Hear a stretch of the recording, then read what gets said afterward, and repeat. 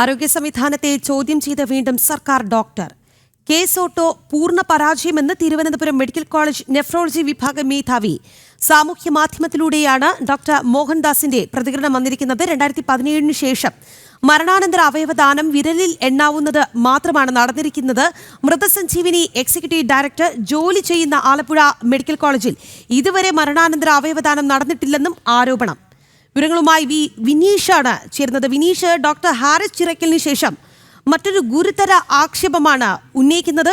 അതും മറ്റൊരു നെഫ്രോളജി വിഭാഗം മേധാവിയാണ് ഇത്തരത്തിൽ ഗുരുതര ആക്ഷേപവുമായി രംഗത്ത് ഉള്ളത് എന്നതും ശ്രദ്ധേയമാണ്. എന്തൊക്കെ കാര്യങ്ങളാണ് അദ്ദേഹം ചൂണ്ടിക്കാട്ടുന്നത് വിനീഷ്? തീർച്ചയായും വീണ്ടും സംസ്ഥാന സർക്കാരിനെതിരെ ആരോഗ്യവകുപ്പിലെ തന്നെ ഒരു ഉദ്യോഗസ്ഥൻ രംഗത്തെത്തിയിരിക്കുകയാണ്. തിരുവനന്തപുരം മെഡിക്കൽ കോളേജിലെ നെഫ്രോളജി വിഭാഗം മേധാവിയാണ് ഇപ്പോൾ സർക്കാരിനെതിരെ രംഗത്തെത്തിയിരിക്കുന്നത്. ഈ മൃതസഞ്ജീവനിയുമായി ബന്ധപ്പെട്ട് നമുക്കറിയാം, 2012 ആദ്യമായി മൃതസഞ്ജീവനി പദ്ധതി കേരളത്തിൽ നടപ്പിലാക്കുന്നത്. ഒപ്പം തന്നെ ആ മൃതസഞ്ജീവനി പദ്ധതി സജീവമായി സംസ്ഥാനത്ത് വലിയ രീതിയിൽ ചർച്ചയാകുന്ന ഒരു സാഹചര്യമുണ്ടായി. അങ്ങനെ നിരവധി രോഗികൾ അവയവമാറ്റ ശസ്ത്രക്രിയ നടത്താൻ ഈ മൃതസഞ്ജീവനി പദ്ധതിയിലൂടെ സാധിക്കുന്ന ഒരു സാഹചര്യവുമുണ്ടായി.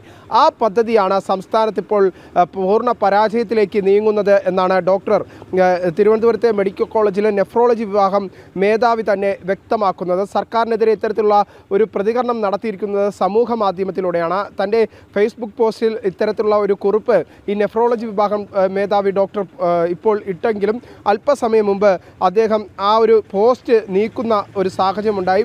ഡോക്ടർ മോഹൻദാസാണ് ഇത്തരത്തിൽ സർക്കാരിനെ വിമർശിച്ചുകൊണ്ടുള്ള ഒരു പോസ്റ്റ് അദ്ദേഹം തൻ്റെ ഫേസ്ബുക്ക് പോസ്റ്റിൽ കുറിച്ചിരിക്കുന്നത്. 2017 ശേഷം മരണാനന്തര അവയവദാനങ്ങൾ സംസ്ഥാനത്തിൽ വിരലിൽ എണ്ണാവുന്നത് മാത്രമേ സംസ്ഥാനത്ത് നടക്കുന്നുള്ളൂ. ഒപ്പം തന്നെ കേസ് ഓട്ടോ പൂർണ്ണ പരാജയമായിരിക്കുന്നു. കേസ് ഓട്ടോ എന്ന് പറഞ്ഞാൽ സംസ്ഥാനത്തെ ഈ മൃതസഞ്ജീവനി പദ്ധതിയുമായി ബന്ധപ്പെട്ടുള്ള പ്രധാന പ്രോജക്റ്റുകളിൽ ഒന്നാണ്. ആ കേസ് ഓട്ടോ പൂർണ്ണമായും പരാജയപ്പെട്ടിരിക്കുന്നു എന്ന് അദ്ദേഹം തന്നെ തൻ്റെ ഫേസ്ബുക്കിൽ കുറിക്കുന്നു.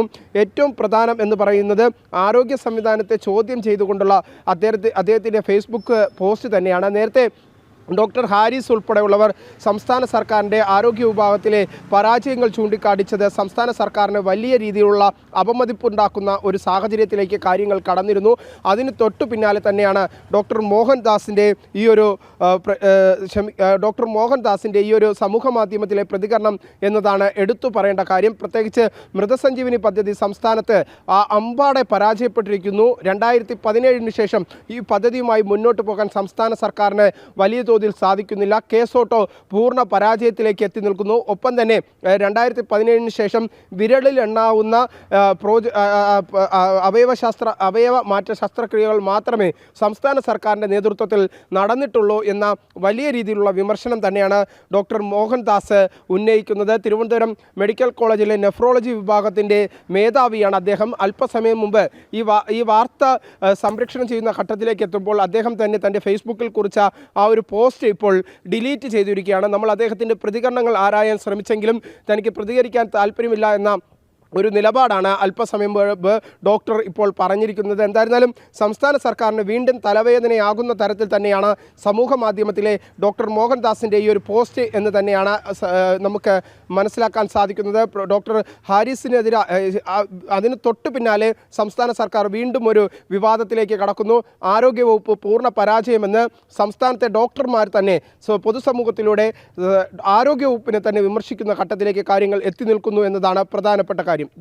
വിനീഷ്, ഈ യൂറോളജി വിഭാഗം മേധാവിയുടെ തുറന്നു പറച്ചിലോടുകൂടി അദ്ദേഹത്തിന് എന്താണ് സംഭവിച്ചത് എന്ന് നമ്മൾ കണ്ടതാണ്. അതുപോലെയാണ് ഇപ്പോൾ നെഫ്രോളജി വിഭാഗത്തിൽ എന്താണ് നടക്കുന്നത് എന്ന് ആ മേധാവി തന്നെ വന്ന് തുറന്ന് പറയുന്നത്. നിമിഷങ്ങൾക്കുള്ളിൽ തന്നെ ആ പോസ്റ്റ് അപ്രത്യക്ഷമായി എങ്കിൽ ഹാരിസ് ചിറക്കലിന് പിന്നീട് എന്ത് സംഭവിച്ചു എന്ന് നമ്മൾ കണ്ടു. അതുപോലെ തന്നെ ഇദ്ദേഹത്തിന്റെ വായ അടപ്പിക്കാനുള്ള ഒരു ശ്രമം ഇതിനോടകം തന്നെ ആരോഗ്യ വകുപ്പ് അല്ലെങ്കിൽ സർക്കാർ നടത്തി തുടങ്ങി എന്ന് തന്നെ വേണം മനസ്സിലാക്കാൻ, അല്ലേ വിനീഷ്? തീർച്ചയായിട്ടും അദ്ദേഹം പൊതുസമൂഹത്തിൽ ചർച്ച ചെയ്യുന്ന തരത്തിൽ തന്നെയായിരുന്നു അദ്ദേഹത്തിൻ്റെ ഫേസ്ബുക്ക് പോസ്റ്റിൽ അദ്ദേഹം നിലവിൽ മൃതസഞ്ജീവനി പദ്ധതിയുമായി ബന്ധപ്പെട്ട കാര്യങ്ങൾ കുറിച്ചത്. കേസ് ഓട്ടോ പൂർണ്ണ പരാജയമാണ്. 2017 ശേഷം വിരലിൽ എണ്ണാവുന്ന ഈ അവയവദാന ശസ്ത്രക്രിയകൾ മാത്രമേ നടന്നിട്ടുള്ളൂ എന്നും അദ്ദേഹം വ്യക്തമായി തന്നെ ഫേസ്ബുക്ക് പോസ്റ്റിൽ കുറിക്കുന്നുണ്ട്. അതിനുശേഷം അദ്ദേഹം വ്യക്തമാക്കിയത്, അതിനുശേഷം നമ്മൾ അദ്ദേഹത്തിൻ്റെ പ്രതികരണങ്ങൾ ആരായാൻ ശ്രമിക്കുന്നതിനിടയിൽ തന്നെ ആ ഫേസ്ബുക്ക് പോസ്റ്റ് അദ്ദേഹം ഡിലീറ്റ് ചെയ്യുന്നതാണ് നമുക്ക് കാണാൻ സാധിച്ചത്. കാരണം ഇത് കൃത്യമായ ഒരു ഇടപെടൽ, സംസ്ഥാന സർക്കാരിൻ്റെ ഭാഗത്തു നിന്നൊരു ഇടപെടൽ ഇദ്ദേഹത്തിന് മേൽ ഉണ്ടായിട്ടുണ്ട് എന്ന കാര്യത്തിൽ സംശയമില്ല. അല്ലെങ്കിൽ ഈ പൊതുസമൂഹത്തിൽ ചർച്ച ചെയ്യുന്ന തരത്തിൽ ഇത്തരത്തിലുള്ള ഒരു ഫേസ്ബുക്ക് പോസ്റ്റ് കുറിച്ചതിന് ശേഷം അദ്ദേഹം അത് ഡിലീറ്റ് ചെയ്തത് പിന്നിൽ സർക്കാരിൻ്റെ ഇടപെടൽ തന്നെയാണ്, ആരോഗ്യവകുപ്പ് മന്ത്രിയുടെ ഇടപെടൽ തന്നെയാണ് എന്നാണ് നമുക്ക് മനസ്സിലാക്കാൻ സാധിക്കുന്നത്.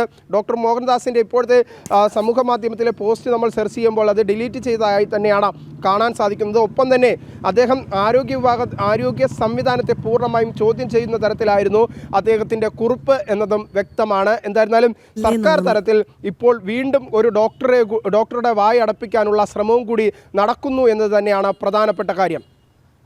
രാഖി, എന്തായാലും തിരുവനന്തപുരം മെഡിക്കൽ കോളേജിലെ നെഫ്രോളജി വിഭാഗം മേധാവിയാണ് ഗുരുതരമായ ആക്ഷേപങ്ങൾ ഉന്നയിച്ച രംഗത്ത് ഉള്ളത്. ആരോഗ്യ വകുപ്പിനെതിരെയാണ് ആക്ഷേപം ഉന്നയിക്കുന്നത്. അദ്ദേഹം ആരോഗ്യ സംവിധാനത്തെ ചോദ്യം ചെയ്യുകയാണ് അദ്ദേഹം എന്നുള്ളതാണ്. കേസ് ഓട്ടോ പൂർണ്ണ പരാജയമെന്ന് തിരുവനന്തപുരം മെഡിക്കൽ കോളേജ് നെഫ്രോളജി വിഭാഗം മേധാവിയാണ് ചൂണ്ടിക്കാട്ടുന്നത്. സാമൂഹ്യ മാധ്യമത്തിലൂടെയാണ് ഡോക്ടർ മോഹൻദാസിന്റെ പ്രതികരണം വന്നിരിക്കുന്നത്. 2017 ശേഷം മരണാനന്തര അവയവദാനം വിരലിൽ എണ്ണാവുന്നത് മാത്രമാണ് നടന്നിരിക്കുന്നത്. മൃതസഞ്ജീവിനി എക്സിക്യൂട്ടീവ് ഡയറക്ടർ ജോലി ചെയ്യുന്ന ആലപ്പുഴ മെഡിക്കൽ കോളേജിൽ ഇതുവരെ മരണാനന്തര അവയവദാനം നടന്നിട്ടില്ല എന്ന കാര്യവും അദ്ദേഹം ചൂണ്ടിക്കാട്ടുന്നുണ്ട്. വി വിനീഷാണ് വാർത്തയുടെ വിശദാംശങ്ങൾ നൽകിയത്.